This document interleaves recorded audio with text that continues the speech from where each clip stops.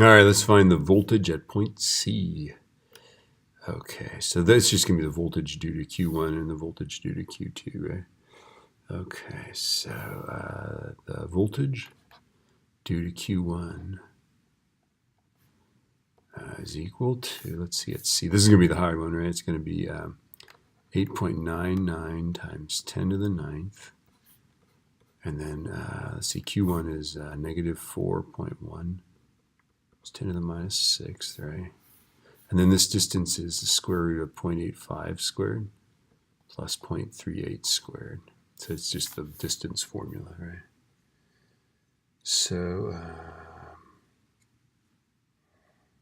let's go 8.99 E9 times negative 4.1 E minus 6 divided by the square root of 0.85 squared plus 0.38 squared.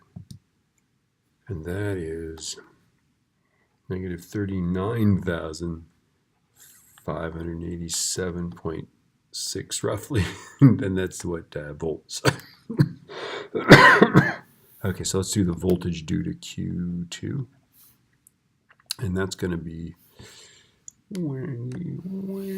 that's going to be 8.99 E9 times, what is that, 1.1? 1.1 E minus 6 divided by, and the formula we're using is what V is what K Q over R is what we're doing.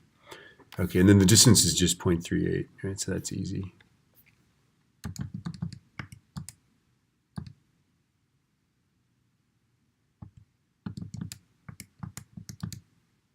Divided by 0.38. And this is positive 26,023.7 volts. And of course, to get the total voltage there, we add those two together, right? So I'm going to go the negative 39,000, right, plus the number I just got. And I get that it's negative 13,563.9 volts. But we only have two sig figs, right? So we have to say about 14,000 volts negative. All right. Ta-da.